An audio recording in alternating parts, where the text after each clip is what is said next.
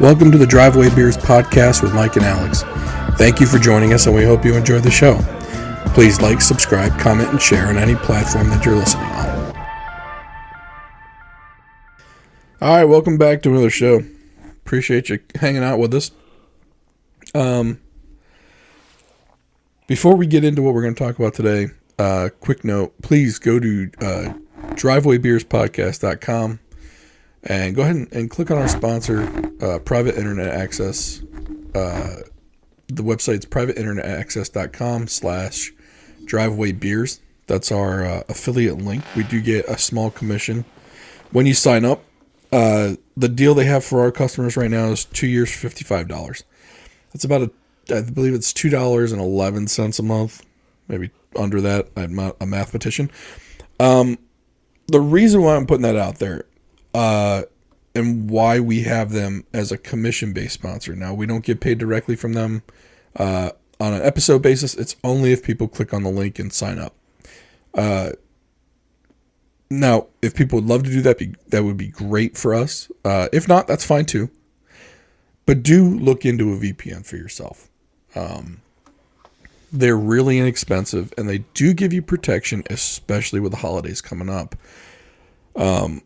We've talked about this in the past. Your credit card information goes out online. Whenever you buy anything, it could be from Best Buy, Amazon, Target, Walmart, wherever you're shopping online, you are entering your credit card every single time, and that information, whenever you send your order, that your credit card information goes with it. And someone could intercept or obtain your credit card information and use that. And your credit card company will protect you to a certain extent, but sometimes they won't. And why not protect yourself? Be your own advocate and grab a VPN for when you're shopping. It goes on. They have apps for Android, iPhone, as well as Android TV boxes, Fire Sticks, NVIDIA Shields, Apple TV, and then any laptop or desktop device. Real easy to use. You pop open the app and you literally click one button and you're connected. And then you continue to do your shopping. When you're done, you can turn it off if you want to. Other people, I like to tell that you can watch content from other countries if you have a Netflix account. Personally, I don't know how much content is out there for you to watch that's available in other countries, but not here. But if that's something you're looking forward to as well, a VPN can help you with that as well. So, privateinternetaccess.com/drivewaybeers, or you can just go to our website, drivewaybeerspodcast.com, and on the right-hand side, there's a link for you to click on, or at the very bottom if you're on your mobile device. All right, so what are we going to get into? We've mentioned this before. Mike and I are hefty individuals, both in our 40s, and I think we're both kind of coming to the realization that unless we drop some pounds, some tonnage, we might not be too long for this world, right? I don't see too many guys in my weight. By the way, I'm 5'9", and I weigh 350 pounds, straight up. That's not good. No, I don't see too many dudes my height and weight that are living into their mid 60s. Yeah, you don't see a lot of people in the old folks home that are 6'2", 422. So I just put mine out there too. So yeah, so it's definitely a something that, now granted, I don't feel like I weigh that much because I still lift weights and get out and do things and ride my Peloton, which will hold that much weight in case you're wondering. So but I think there comes a time where you have to take have to take that look at yourself and say, is this really how I want to be? Because do I always want to have to ask for the seatbelt extender on the flight? Do I want to even fly? Because it's so uncomfortable to fly. Do I like waking up with aches and pains that probably wouldn't be there if I was a little bit lighter. So, There's definitely a quality of life issue. yeah, Right? Aches and pains has started to creep in for me. Like definitely the ankles and the knees. And especially for me, my hips. And don't get me wrong, it's not debilitating. It's a nuisance right now. yeah, Some days it's not there. Other days it is. But it's also one of those things like when you wake up in the morning, if your feet hit the floor and you feel pain immediately, you're like, okay, I might just go back to bed here. yeah. But you don't want to do that because then you're missing out on other things in life. Yeah, because what I've been doing is I get up and I have to stand there and almost wait for all the systems to come online before I take a step. And it's like, this isn't how you want to. This is not how I want to live the rest of my life, and it won't be a very long one if I don't do something. Because we all know that certain things come along with obesity. There's increased risk of diabetes, different cancers, Heart disease. Your heart has to work harder. I mean, the list is endless. And I kind of, so people say there's healthy fat. I'll go along with that to a point.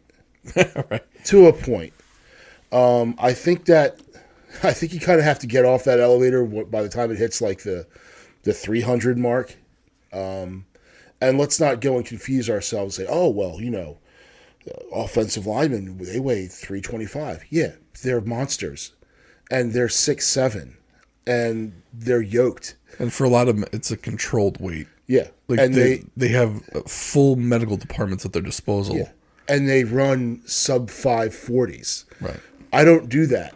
No. If I ran 40 yards at all, I'd probably pull something. Right. So, that's something that, and I think you have to get away from just weight. You have to look at their body fat percentage, which is much lower than mine is. Yeah, my BMI is through the roof. Yeah. So, it's definitely where, and I think, one of the terms that comes up now is you've got your fat shaming and this and that. And, yeah.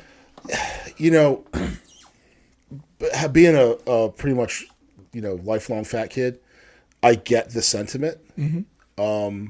Some of it is well-intentioned people trying to motivate you but not knowing how to do it. And then some people just being mean. And screw those guys. Right. They can, they can shove it. But the thing is, like, a lot of them think it's the tough love that's going to get you motivated to lose weight. Yeah. And others are right. Like, for example, I'll use two people we talk about quite a bit: Bill Maher and Joe Rogan. Mm-hmm. I think Bill Maher's being a dick, and I think Joe Rogan's trying to be motivating. Yeah. But to me, all both do, and it makes you feel a little bit shittier that day. Yeah. Right. So, for example, like women always talk about body shaming.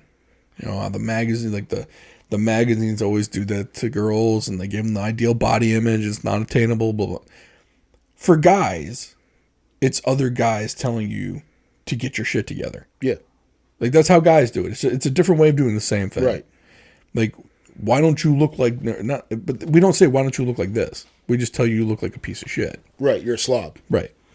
Whereas with women, it's the opposite. Well, look at her. Yeah. They put the images in front of you, and that's their way of saying this is what you should look like. Yeah. Guys just tell you that you shouldn't look like you do. Right. Like, you look like an ugly muggly. Right. Right? Or you're coming out to my party looking like a mutant, right? Like, that's what guys do. And don't, like you said, a lot of it's well-meaning. Mm-hmm. But some of them are just being dicks. Yeah.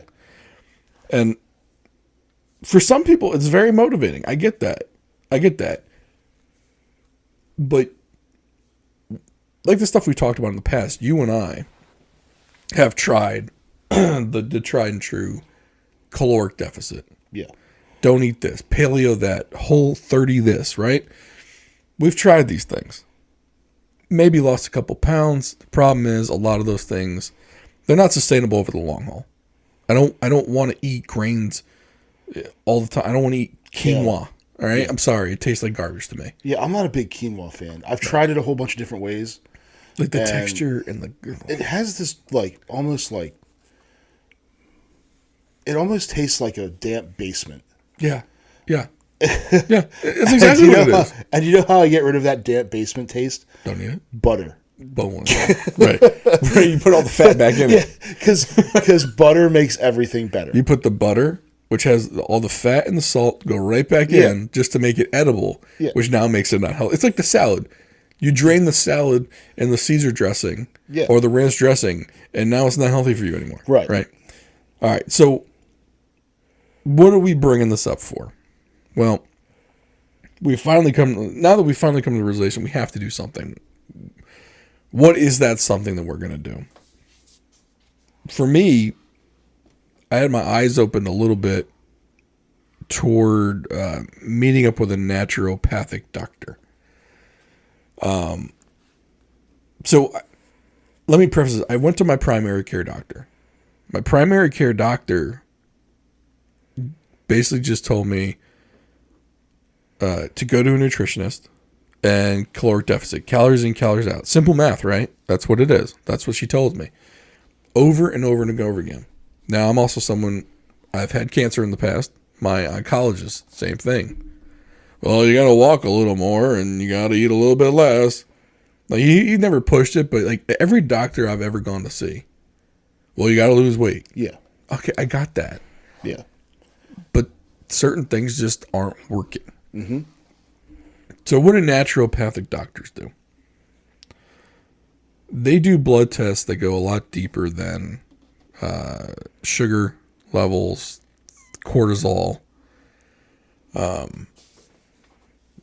it goes more into deeper into your thyroid function. It checks for gluten. They check for like your gluten intolerance. Mm-hmm. They check for underlying diseases, and we'll circle back to that. Just don't let me forget. Underlying viruses or diseases you may have that you don't even know you have. I know people are probably rolling their eyes at that, like, oh yeah, right. It's probably happening more than people know. Oh, sure. Because there are a lot of viruses that can lay dormant in you. For example, someone I know that they were feeling real tired for like the last few years or so. Also had some extreme headaches. And so they just thought, well, I'm overweight and that's probably causing these things. So they went to a naturopathic doctor and they had all their blood work done. Turns out thyroid wasn't working properly. The underlying Lyme disease. Oh, wow. So there's different levels, I guess, of Lyme. Like there's a test that can see if you've ever had Lyme disease and whether that can be affecting you. Okay. And the only way to get rid of it completely is a month of antibiotics. Right. They found out that they were gluten intolerant. So the numbers came back the same as someone who has celiac disease. But because their intestinal tract wasn't getting the hole or the punctures, the holes or whatever, it's not considered celiac. Okay. But the pains, the bowel discomfort will stem from gluten. Mm-hmm. I'm trying to think. So it was 1, 2, 3. Did I go to 4? Or did I only do 3? Anyway. But those are the 4. One of the thyroid can be treated with a drug. Mm-hmm. The Lyme disease, antibiotic. The gluten is you got to remove gluten. Yeah, which is the stuff that makes food taste good. Right. No, like bread and pizza gone. Bagels gone. Yeah, like that stuff's gone. I feel like I'm missing one more. I don't know what it was. Anyway, they're walking around with these things, making them feel tired. Yeah. not able to lose weight because things aren't functioning properly. Mm-hmm. And their primary care doctor kept saying, caloric deficit, exercise. Yeah, and here's or try this diet. And eat some more grains. Well, right. And all the diets have the grains. Yeah. Which, oh, by the way, you can't digest. Right. So I am also now going to go and get my blood work done by a naturopath. Well, one of the problems is that when I called to make an appointment, and today is the 28th of September, I called last week. I was told the next available appointment is December 5th. Oh, wow. So now I got to wait 3 months? Yeah. And then, and the other thing we had talked about was the GLP-1 drugs, mm-hmm. which my primary care was open to. Actually, it wasn't my primary care. It was a nurse practitioner. Okay. At our primary care doctor's office. The nurse practitioner was in favor of the GLP-1 drugs, which help with sugar intolerance or whatever it is. Insulin. Thank you. Yeah, kind of. And that, I think insulin is one of those things where, I just read that book by Dr. Fung that I mentioned in the last episode, or maybe not the last one, but, and the insulin. So everyone thinks, type 1, you don't have insulin. Type 2, you're insulin resistant, but you can be insulin resistant and not have diabetes. And it doesn't show up in your A1C, but it's still there. And the insulin is what's causing, according to Dr. Fung, and a lot of his stuff makes sense, the insulin is what is causing the weight gain. So I think those GLP-1 drugs kind of knock that off. So it'll be neat to see. I'm kind of looking at this as an experiment on myself to see what works and what doesn't. And I've tried a bunch of stuff. I can tell you right now, I did noon for a while, had some results on it, but I'll fall off and I'll go on a trip. I'll injure myself, and then I'll come off the noon, or I'll revert back to my old habits, and then the weight comes right back again. So, it's the way the human body works is far too complicated to boil down to a simple mathematical equation of arithmetic. We're not even talking algebra here. Right. It's just basic, subtraction, right? Right. We're not talking a pickup truck that has a gross weight. Oh, you need to lower the weight of the truck, take some stuff off of it. No, that's not how this works. Right. So, because your body's going to adapt to keep itself at a certain set weight. You have to lower that set weight. And I think those GLP-1 drugs help in doing that. Well, yeah. If the chemistry of your body isn't working the way it should, and we can get into reasons why we think that, and again, these are our thoughts, all right? This is not medical science that we're talking about. I'm not a doctor, I'm not an MD, I'm not a nurse, I'm none of that. Yeah. Again, if you're coming here for your medical advice, right, please go elsewhere. Right. We're just... And get a VPN. Right. Yes, and get a VPN to protect yourself. We're two guys, and I've been overweight my whole life. Mm-hmm. And it sounds like you have as well. And the thing is, there were times when the overweight was good. Oh, sure. And there were times in my life where, when I was a senior in high school, I was a solid 315. Mm-hmm. And when we did our first week of two-a-days, and they weighed us, and I had lost like 7 pounds. That was it. The football coach that was doing the weigh-ins was like, "Oh my God, this is awesome. You went from 322 to 315.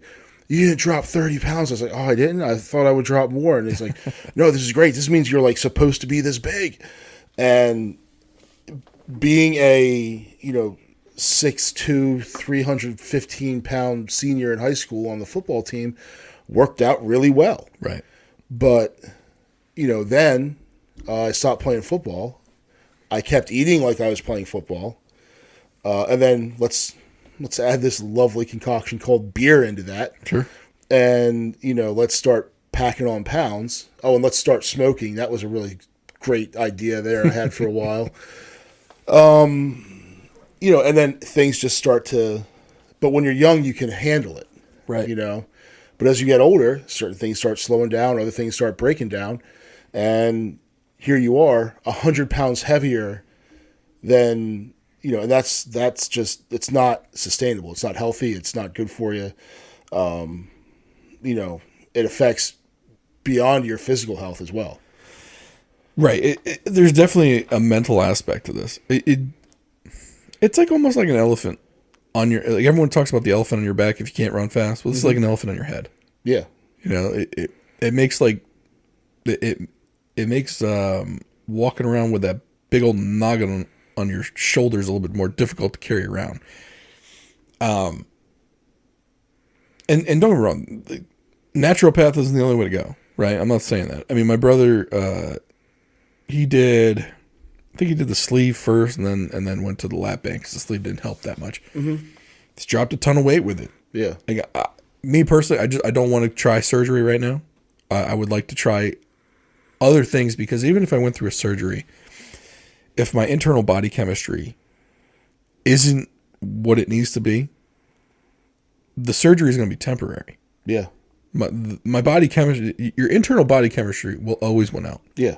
So if you don't get that right, surgerying, it'll starve you. Basically, that's what it's doing because it's forcing the old school caloric deficit. Right, except it's massively doing it. Yeah. Like you're literally eating 500 to 750 calories a day. Yeah. Mostly liquid form, so your body doesn't have to work to break it down. Yep. And because your resting metabolism is about 3 to 3,500 calories, just if you wake up the next day, you're at a 2,000 calorie deficit, if not more. Yeah. And it's going to force you to lose weight. The problem is, as you start eating again, and whatever was shrunk kind of expands, because everything in your body can expand on the inside.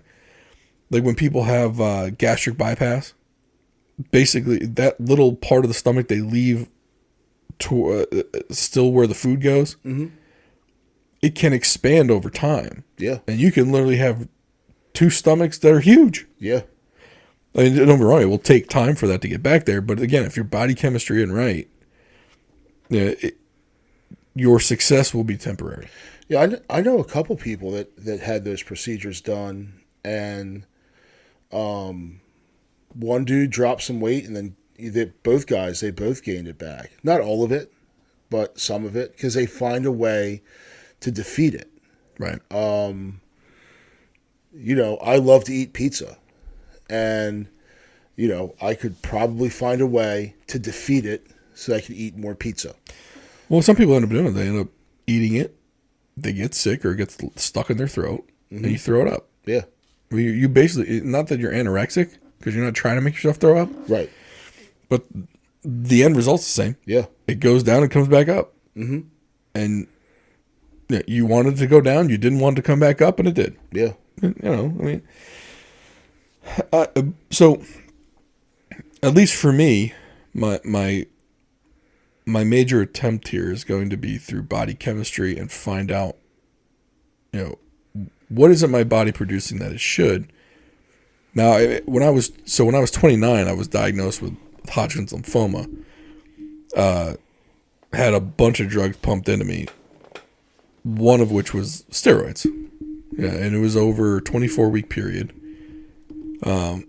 Ever since then, I haven't been able to lose weight. Mm-hmm. That's been difficult, to say the least. And tried.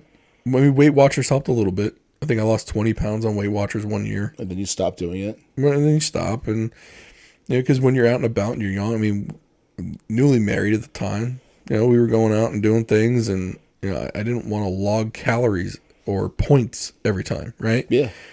I found out for me, logging calories is not sustainable. I don't want to do all math before I eat all the time. And I can hear other people on the other end, because I've said this to myself. Well, if you really wanted to lose weight, you'd do it. Oh yeah. All right. I see your point, but I don't want to do it. Yeah. And I like to see the people who say that have never had to lose weight before. Right. And logging calories, like I'll go and I'm really good about logging the good stuff that I ate, and I'm really bad at logging the bad stuff that I ate because I'm like, well, it didn't really count, Right. Most of the ice cream had melted before I ate it, so was it technically still ice cream or was it just milk? Right. So, Well, and the other factor is, let's say someone goes on Weight Watchers for 2-3 months, right? And they lose 15 to 20 pounds. Well, if they started out at 215, you lose 15 to 20 pounds, you're under 200 pounds. yeah, You're at an okay weight. If you start off at 350 and you lose 20 pounds, well, you're still at 330. yeah, And you're like, you now, and what they always say, you need to make it a lifestyle change. You need to make a lifestyle change. Okay, I'm not always somewhere where I kind of log when I'm eating all the time, especially if you want to do it long term. You can't, like, anybody can do anything for 2 to 3 months, 4 months, right? Because you know there's a light at the end of the tunnel. yeah. But if you know you're going to have to do this for 2, 3, 4 years, like, Well, and it becomes more difficult. And I think what people do is they try to. The first thing is it has to become a lifestyle change, Right. and the other thing is you're not going to see results. Like people do it and they don't see results for 3 weeks and they quit. They get frustrated, they quit. This isn't working. Well, it didn't take 3 weeks for you to get to where you're at now. You can't go and say, well, 3 weeks before I got fat, I was in shape. Right. It's the frog in the boiling water. By the time the frog realizes that it's the water's too hot for it, it's too late and it boils to death. Right. And that's kind of what happens. These pants aren't fitting. They must have shrunk in the wash. I'll wear my fat jeans. And then you wear those. Well, eventually your fat jeans, you need to buy new pants, so you buy pants that fit you. And then your previous fat jeans become, oh man, I must have shrunk these in the wash. Right. No, you didn't shrink them in the wash. You grew. Right. So, but that's kind of what happens. You gradually get bigger and bigger. When you have to buy some new clothes, you just get to the next bigger size. It happens over time. So you don't really realize it. And then same thing happens in reverse, but you have to give yourself the space and the time to do it.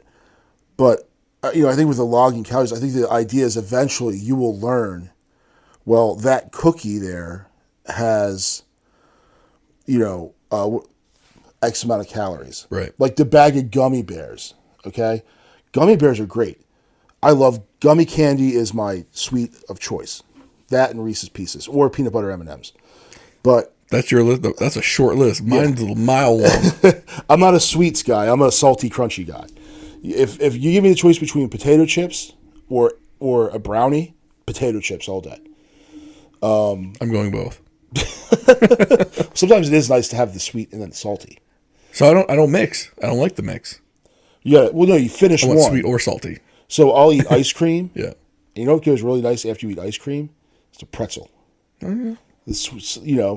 Salty, gooey, or sweet, gooey, salty, crunchy. So I'm good as long as the pretzel isn't in the ice cream. No, I don't want them in there. Yeah, no. I'm a segregationist when it comes to food. Yeah, okay. All right, we're on the same page. Yeah. So, but what I think they're hoping is that you realize that you can look at the bag of Haribo gummy bears, and let's face it, no one's eating the suggested serving size. Everyone's eating the whole bag. No, a bag is the serving size, isn't it? Right. Okay. Yeah. So, I think the Haribo gummy bears, it's like 12 gummy bears, that's the serving. But if you eat the whole bag, which is what I'm going to do, I'm not going to buy the bag and, I'm going to eat 12 now, and this is going to last me for 3 days. It's going to last me for 3 minutes. Yeah, right. And it's 750 calories. Right. But you should be able to look at that if you do enough logging and say, yeah, you know what, I'm just going to stay away from it completely. Right. Because I'm not getting, sidetrack. Have you ever seen the review for the Haribo sugar-free gummy bears on Amazon? I can imagine that's disastrous. It's one of the fun. If anyone listening wants to go down a rabbit hole, go to Amazon, search Haribo sugar-free gummy bears, and read the customer reviews. They are absolutely hilarious because that fake sugar they put in there, it has a laxative effect. Oh. They didn't just make it with stevia or something? No. Oh, wow. These things are. Because that would have been the easier way. So, but you should, I guess that's the whole point is eventually with enough food logging, you'll realize that, X amount of cake. But again, it just boils down to all you're doing is counting calories. Right. And yeah, maybe over time, like it becomes like math, right? When you first learn math, you got to write it down. You got to see it on paper. And then after a while, you learn how to do the math in your head, right? Mm-hmm. And maybe that's the idea, that if you do it enough, you'll be able to do the calorie counting in your head. Yeah.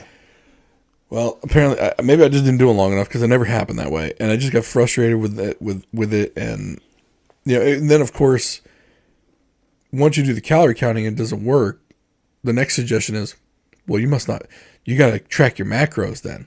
Well, so now I got to track something else? Yeah. Now it's not just calories. Now it's I got to do protein, carbs, and fat too. Right. Because now I'm eating the wrong calories. Yeah. Like, okay, all right. Like, and I get it. If it works for some people, great. I'm really happy for them. And again, like I'm not like, look, we got some buddies that they always say, oh, I got to lose some weight. Like, no, homie, I got to lose some weight. Yeah. You got to go on a diet for a week. Right. And drop your 6 pounds, right? Or maybe you do it for a month and you drop 10, right? No. I need to drop hundreds of pounds. Yeah. Like I'm 350. If I ever got down to 250, I'd be doing cartwheels. Oh, yeah. Probably not. I don't think I can do a cartwheel. But you get my point. Yeah. And then people see like the examples of really big people losing weight that people have seen is from like the shows like The Biggest Loser. Well, and they always show they show it like 2 weeks after they went home or 3 weeks after they went home, and they've kept it off, right? They've kept it off. Yeah. And then all of a sudden someone will go snooping around like a year or 6 months or a year to 2 years later, and the person's gained at least half of it back. Oh yeah. And the argument is, well, at least they got half of it off. Yeah, but they're still hugely overweight. Mm-hmm. You didn't address what's probably the root issue. Now, why do I think the root issue is body chemistry, right? Everyone's going to be wondering, what makes you an expert? Nothing. I'm not an expert in this. And I'm not against genetically modified foods, right? I understand there's a purpose for them. Especially if you don't want, chemicals sprayed all over your food, right? And I'm not for the seed industry. I think it's a shady business. Yeah. How they run that. Monsanto, there was a whole thing about how Monsanto forced farmers to purchase seeds every year. They couldn't reuse seeds. They couldn't go to a different supplier because there was a copyright on the seed and all this other garbage. I'm not saying I'm in favor of that. But I do think genetically modified foods, which I think came around, the 60s or 70s, roughly.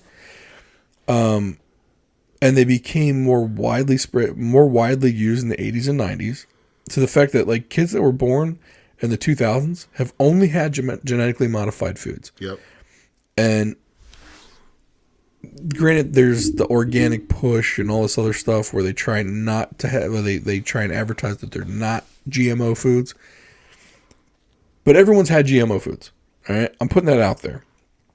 And nobody's done any long-term studies to see what effect that has on the internal body chemistry of humans. Mm-hmm. And I think you always see in the news, oh, well, we're the heaviest we've ever been, in the United States.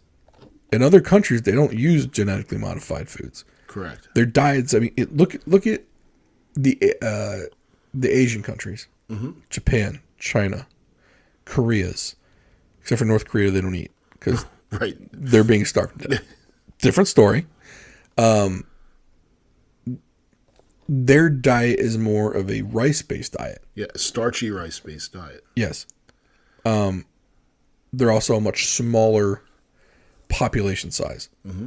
I mean, there's a reason why in this country we're literally the largest country, not just by weight, but also height, body mass. Like it's almost like someone pulled a movie where they did the experiment on people, said we needed certain foods in our body because, agriculturally we weren't going to be able to sustain everybody. So we had to do this, do it. Meanwhile, they basically created a super army. Yeah. And you create you create a world of big massive people, and some people got caught up in that, and it didn't work the way you thought it would. Yeah.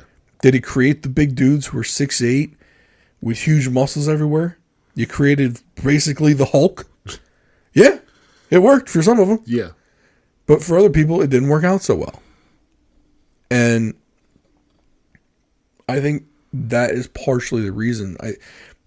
I think some of those foods might have screwed with body chemistry for a lot of people. To the point where the body couldn't come back. It couldn't regulate that. Yeah.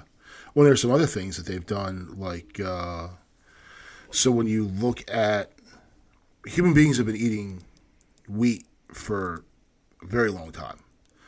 In fact, you go back to Old Testament, when I believe it was when the Egyptians kind of let Joseph run their, they were preparing for a famine, and they let Joseph run the famine. What's the food they stored was wheat. Wheat was something you ate when there was nothing else available to eat. So then the way wheat was processed was through stone rolling. They rolled it using stone, which left a bunch of the hulls and the fibrous parts of the wheat that you could, so the finished product, the bread that was made from that wheat, looked very different than it would probably be closer to like what you'd say like even rye bread is too fine for flour for that. So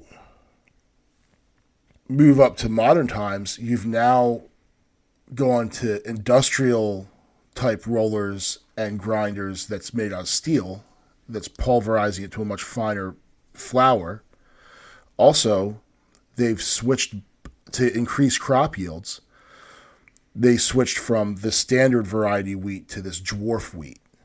And the dwarf wheat, it's chemically, it's different. Now, dwarf wheat is a kind of wheat, or it's a hybrid species. It's one where they splice two plants together and to create this kind of wheat. But it's not what was used even, 5,000-6,000 years ago. Right. Which, when you think 5,000-6,000 years, that's a really long time. In the span of human evolution, 6,000 years is a heartbeat. Right. So, in a very short period of time, we've gone from eating a certain way to now be able to process things, and I think it goes deeper than just wheat, but it's into the different seed oils and stuff that. Look up canola plant. Try to find a canola plant. Right. Because it doesn't exist. Right. But canola oil is healthy for you. Right. It says heart healthy. Heart healthy. Right on the thing. Yep. Put a picture of the heart right on the bottom. Yeah. Yep. Yeah. And some of these seed oils are really, really bad. And I think that's messing up people's body chemistry too. We're ingesting all these chemicals. And I'm not even talking about the chemicals that are in the bag of Haribo gummy bears. Right. I'm talking like the chemicals that are just people who think that vegetable oil, the corn, go find it. Last time you ate corn, I love corn on the cob. The last time you ate corn, were your hands greasy from maybe from the butter you put on it? But were your hands greasy from the corn? No. But there's corn oil because they put the corn through this process, through these rollers that just expels and presses what oil's in there out of it. Yeah, but even corn on the cob, though, it's a genetically modified crop. Yeah. There is no corn in the United States that is not part of that genetically modified program. Just isn't out there. Yeah. Now, in other countries, though, if a food has been genetically modified, it has to be labeled as such. Yeah. Europe was known for this. When they passed a law, it was pretty big news. If you were paying attention, you had to look for other sources of news to find out about it. Because the major news outlets here didn't mention it. And the reason why is because there was a push to have GMO foods labeled here. And I want to say it was probably the early 2000s when it kind of came to a head.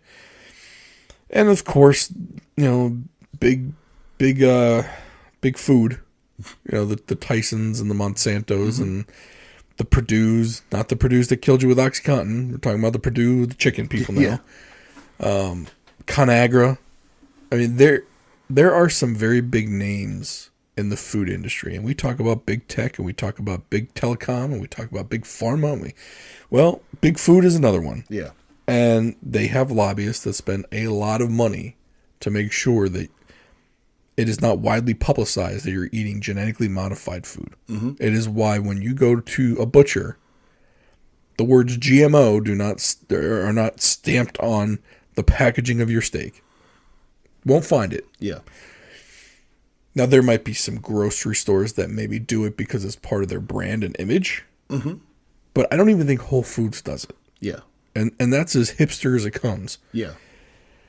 Now, you can go to private butchers and they'll do it. And they'll let you know that they don't raise cattle that were fed GMO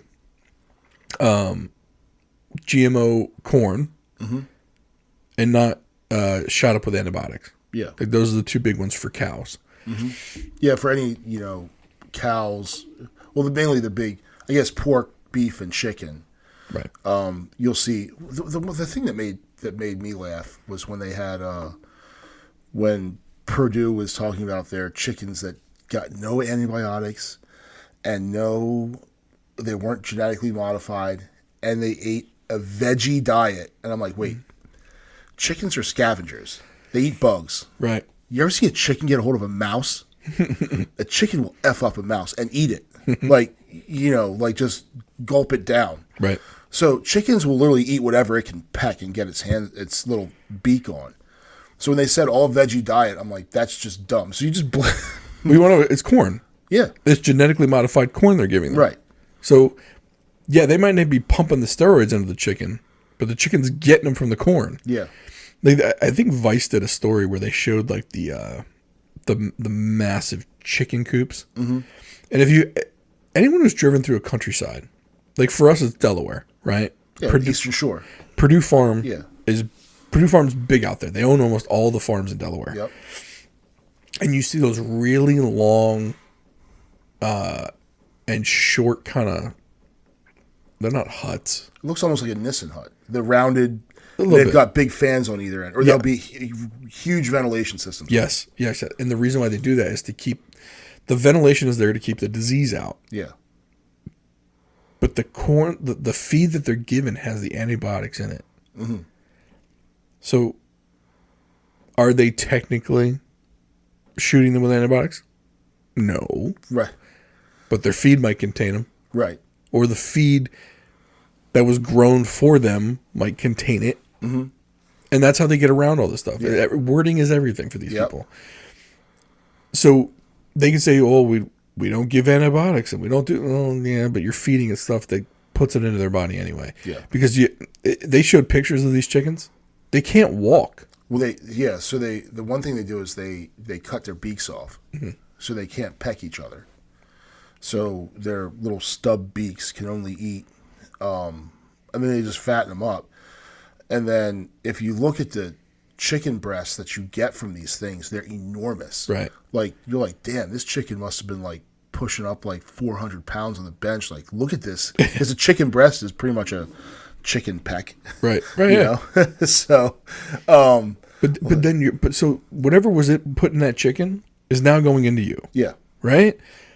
Like, oh well, yeah, you're two species away from what it came from. Yeah, it's still going into you. Yeah.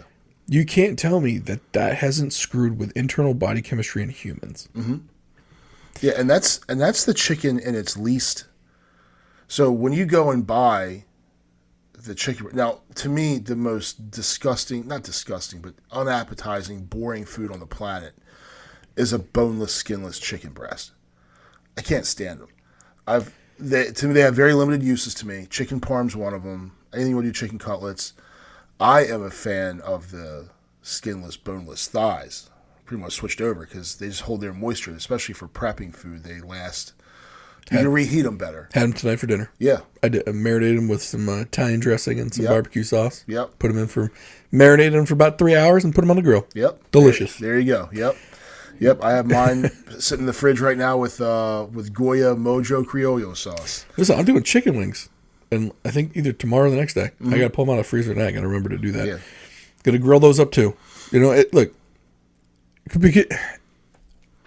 My wife and I try to get away from the GMO chicken. Yeah, it's expensive though. And it's double the price. Yeah. Like, yo, look, I care, but I can't afford to care. Right. I'll be broke in 2 months. Yeah.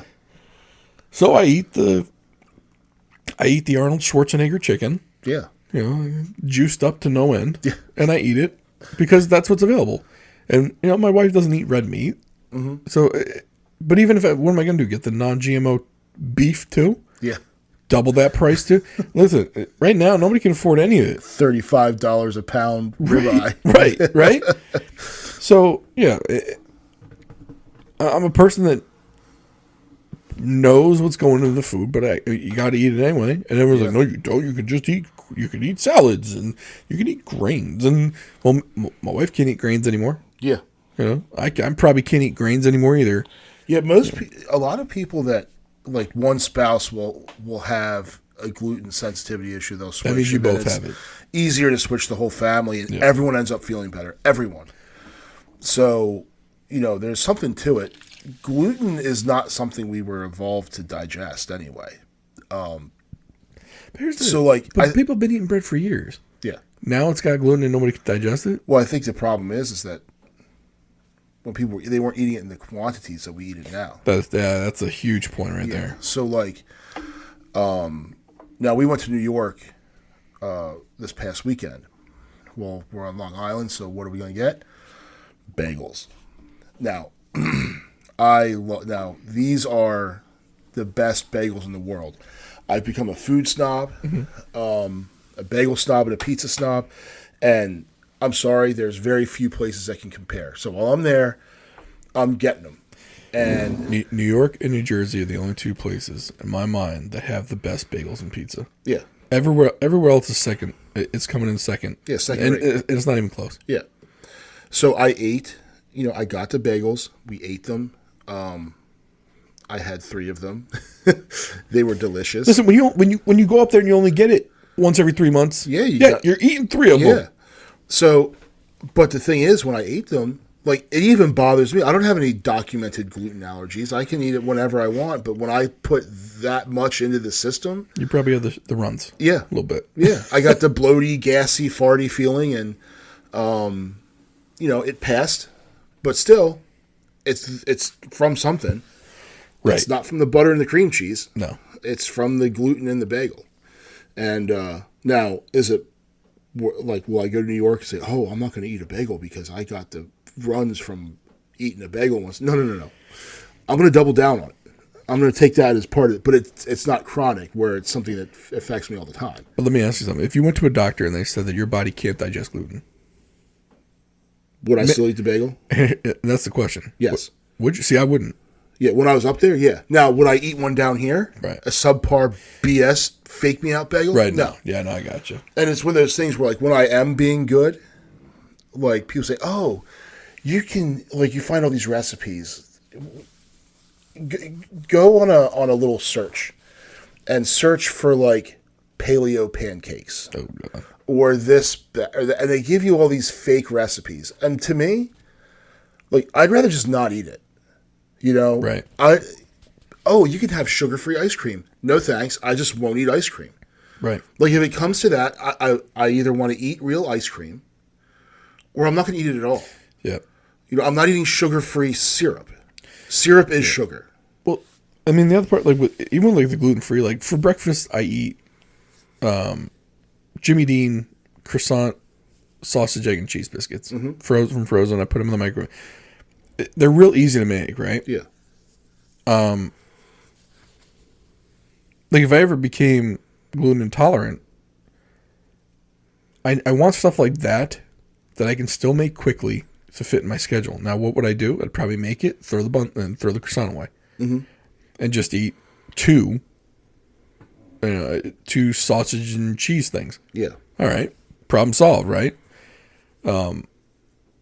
But that's a way for me to be able to do it and not have to go hunting for gluten-free everything. Yeah. I could just modify what I'm eating to get rid of the gluten. Yeah. Or if you go to a diner and, don't get pancakes and waffles and French toast, get bacon and eggs. Bacon and eggs. Yeah, right. There's alternatives at these places, right? No, That's a great point. And so that's why, but I mean, that's why I'm saying, like, look, if you don't get the body chemistry right, you're just making it that much harder on yourself. Yeah. Everybody. I mean, I'm not saying you. I'm saying me. Yeah. And I'm not saying everybody has these issues. Like, I get it. And this is not going to be for everybody, but at least for me, this is the way I've decided to go about it. And one of the things that we're going to do at the end of our regular episodes is at the end of every other regular episode. So, like, the next episode, we won't really talk about it, but the one following that, probably the last 20 to 25 minutes of those episodes, every other Tuesday, we'll talk about where we are. Mm-hmm. You know, and we might not have any progress. We might not have anything for you. Like, for me, if I can't get in to see the naturopath doctor until December, well, I might not have any updates until December, but I'll still talk about it. Yeah, it could be and the update could be, I tried and failed. Right. And, hey, here's this recipe. It tastes like crap. Right. I mean, look, we're gonna put our failures out there. Part of it is accountability, right? And you got me on this accountability track. My thing, and look, maybe I'm making excuses here, but I feel like we're in a different space than other people that might be trying to lose weight. And yeah, is someone smaller than me trying to lose 15 pounds? Yeah. Yeah, but until you need to lose that 100, we ain't even in the same league. Yeah. Right? You're not in the same ballpark as me right now. And I'll be happy for you for losing your 10 to 15.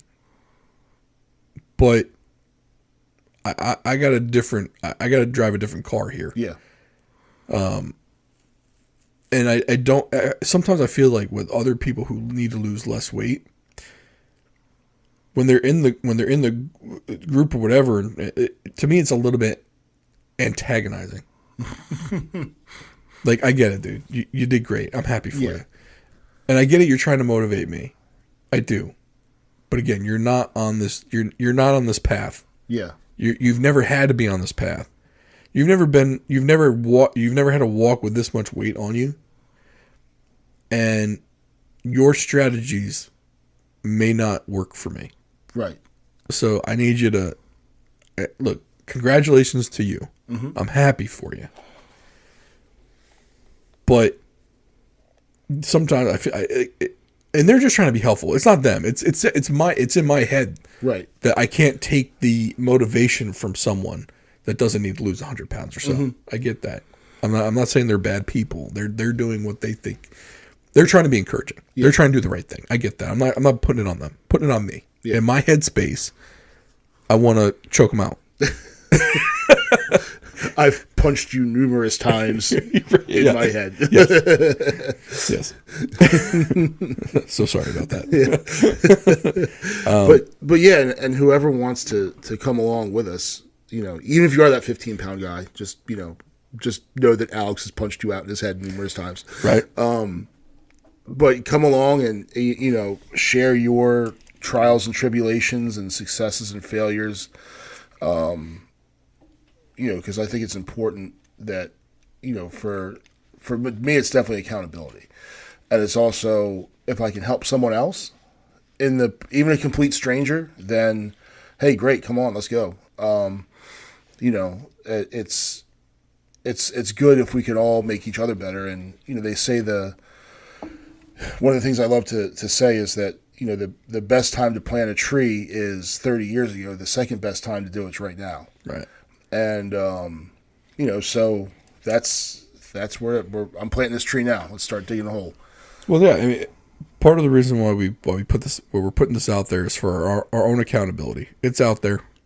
Everyone who knows about this podcast now knows what we're trying to do. Yeah. But again, if 6 months from now I'm still 350 pounds, well, so be it. Yeah. That's my failure. Yeah. Then that thing that we tried didn't work. And let's move on to something else. Right. I mean, eventually I'll be motivated to try something else. Right. Yeah. I mean, it is what it is, or maybe I won't. Yeah. But I'm motivated right now to do this. Mm-hmm. And yes, I'm looking for maximum results with minimal effort. I'm not. Listen, It's not looking for that. Right. I am. And we talked about this with the GLP-1 drugs, where maybe big pharma was in cahoots with big nutrition, and not putting out some of these GLP-1 drugs what they were using for diabetics, and they weren't really mentioning. And even to this day, they're still not mentioning the weight loss effects that some of these drugs have from people. Right.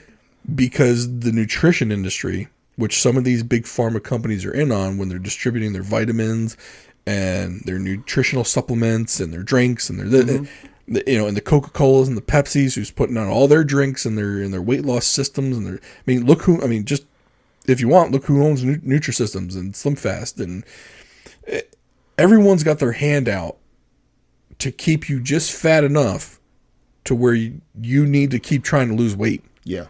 No one's trying to. It's like they always say, the money's not in the cure. It's in keeping you just unhealthy enough where you need them. Yep.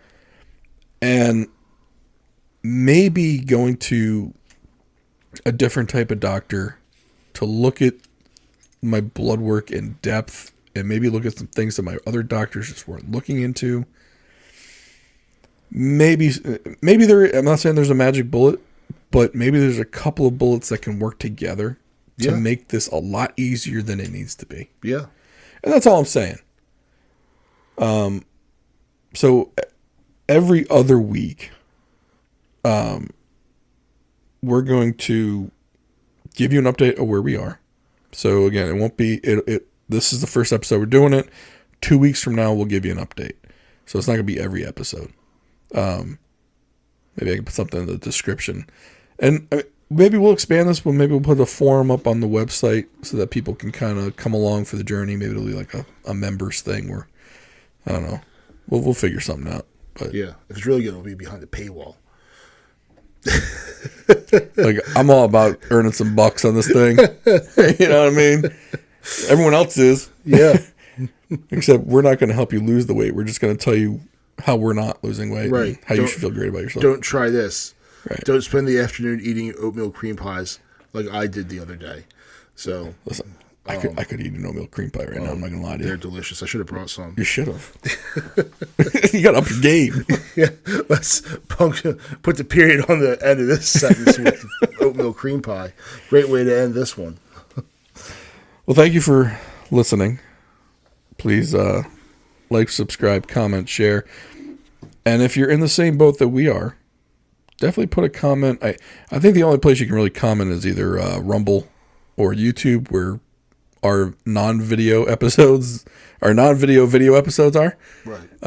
Our rolling log fire is our actual video that we just put the audio over.